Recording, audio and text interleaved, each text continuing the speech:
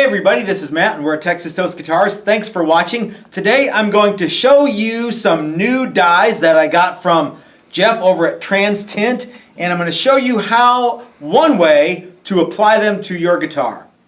So the other day I get a call from Jeff and he's like, hey, I want to send you guys out 4 new colors that we came up with. And full disclosure, I didn't pay for these. Jeff sent them to me. When you have a big YouTube channel like I do, people like to send, actually that's not true. No one likes to send me stuff to review. But Jeff knows that I like to use the Trans-Tint dyes, and so he sent me some new colors that he just came up with.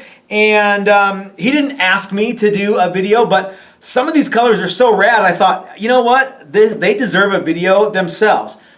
We also talked a little bit about how you can apply them to raw wood and how you can apply them to, you can spray them out of a spray gun. So today we're going to talk about applying them to raw wood. I have some pieces of ash. I've got some little chunks here that will be good test pallets, and I also have a slightly larger piece of mahogany. The reason for the mahogany will be clear here in a second when I get to one of the colors. So anyway, we are going to use obviously the Trans-Tint dyes. This one is violet. He sent perfect red. This one is aqua. And this one is navy blue. So we're going to use some blue towels and of course we're going to have some gloves. And we're going to dilute it with denatured alcohol. Now we're right in the middle of the coronavirus scare and everyone's buying up all of the rubbing alcohol at the grocery store. That's normally what I use, but we're going to give the denatured fuel alcohol a try. I don't see any reason why it shouldn't work, and more to the point, Chris said it would. So, you know, it's gotta work, right? Okay, so I'm gonna mix up just a small batch of each one here, and I'm gonna make a big mess here, I'm almost positive. Now, if you have used the Trans-Tint dyes before in this application, you know that it's kind of tricky to add too much dye. I mean, you can do it, but I think what happens is 9 times out of 10 people don't use enough, and so they don't get the color that they want. This is the let's see. So this is the perfect red here. I think I want perfect red to be just a little darker. So we're just going to go for it. Okay, so there's our perfect red. And now let's do violet. I've got a different stir stick for each one. So see how that color, it's a little bit washed out? That's because there's not quite enough, there's not enough color in there. Don't be afraid to add color. And people go, well, how much should I add? I don't know. Like I said, it's really hard to get too much. Let's try that, although I feel that's probably not going to be enough either. Let's add just a little more, or a lot more. There we go. All right, there's our violet. What's this? This is navy blue. We've tested these out before. Navy blue is a really potent one. And last but not least, the aqua. There you go. I'm going to add a little more aqua because I'm going to do a couple of things with this today. All right, there we go. So what I'm going to do here is I'm going to add some of each of the colors to these little pieces of ash. So the first one we're going to try here is the perfect red. Now when you guys are doing your projects, it's a good idea to save some hunks of wood to do test bits with. Right, Chris? Mm-hmm. And there's the violet. I think we need more color in all of these. What do you think?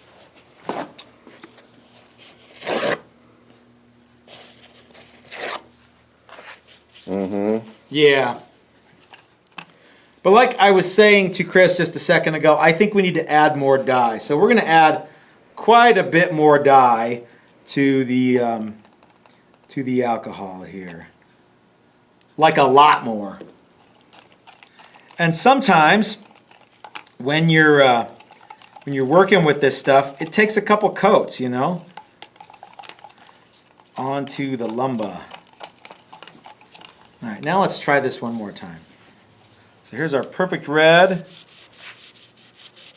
There we go. That looks a little more red, a little less washed out, right? The navy blue, which sort of looks like denim right now. There we go. And finally, some of this aqua. It's also a very cool blue. To give you guys an idea of what we're working with.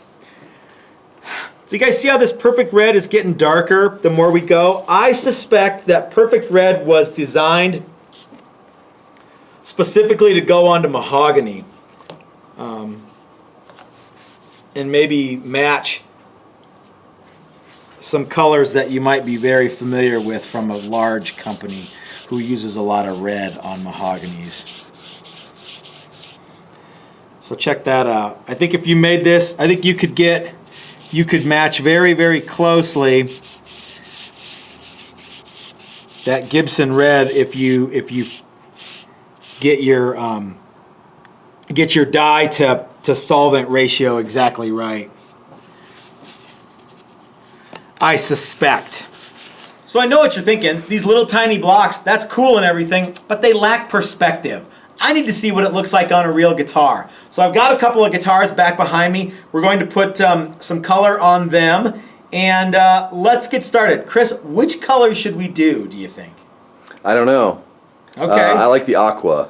I like the aqua too. Let's use the aqua on a guitar. I actually have one that is all ready to go that I want to do with the aqua. So let's start with that. I think I might need new gloves. All right, I've been working on this body for a while, and it's time to go ahead and put some color on it. So let's start on the back and see what it looks like with a little color.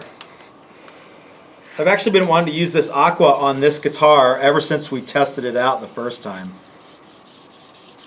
because I think it looks really, really cool. And this guitar is kind of kooky. So having a cool, kooky color makes sense to me.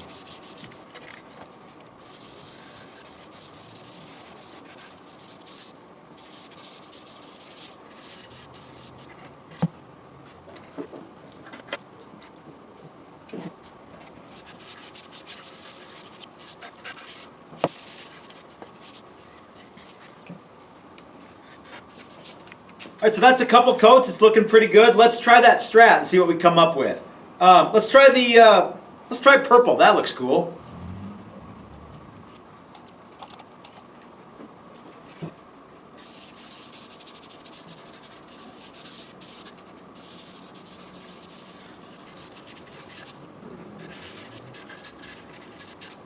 This stuff looks like purple Kool-Aid. Oh yeah! So it usually takes a couple coats, I think a couple applications of the actual dye to give you a true idea of what the color will look like. It'll darken up, and this guitar is actually getting a metallic paint job, so the purple is only just for funsies. That's why I'm not putting it in there. This also has the shielding paint has been applied before the actual sealer goes on.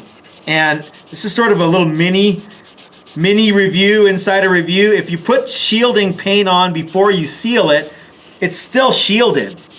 And it's not quite as messy when you're working with the guitar later on. So, pro tip for those of you who care.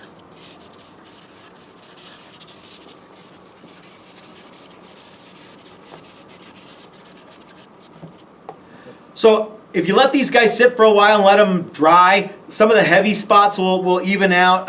As we put sealer coats on here, some of that stuff will go away. You can always add more coats and kind of blend it in that way. The purple looks pretty good. Let me show you the aqua real fast. The aqua is definitely a cool color. I'm looking forward to seeing what this looks like with a little bit of hard finish on it. Okay guys, so that's a quick little tutorial there about how we use the Trans-Tint colors, whether you're using the old stuff that you can get from Stu Mac or the new stuff that you get from Jeff at Trans-Tint or wherever you guys are buying it. It's all really good stuff. You can see here the colors that we use. This is the perfect red, the aqua, well, the purple and the violet and the blue need more coats, but well, you guys can get a load of that. Check out how the mahogany looks with the perfect red in there. I think that with a little bit of experimenting, you could get an exact color that will match some of those classic guitars that you and I both love. So, if you like the video, give me the thumbs up, and if you haven't subscribed yet, please click the subscribe button. We've been getting a bunch of new subscribers lately. We're almost up to 15,000, which is super cool. Thank you guys so much. If you like these videos, you might want to go over to our Patreon page and consider becoming a member. Even $1 a month goes a long way to helping us bring you guys cool stuff like this. But if you can't do Patreon, we totally understand it. Please share the videos as many places as you can think of and help us grow the channel that way. If you'd like to come to Texas Toast and take a class, we offer classes. You can go to the website, that's texastoastguitars.com, and sign up directly on the website. It's cheap and easy, and best of all, it's fun. And until next time, this is Matt at Texas Toast reminding you that if you're so smart, build it yourself. That's what I do. Thanks for watching, everybody.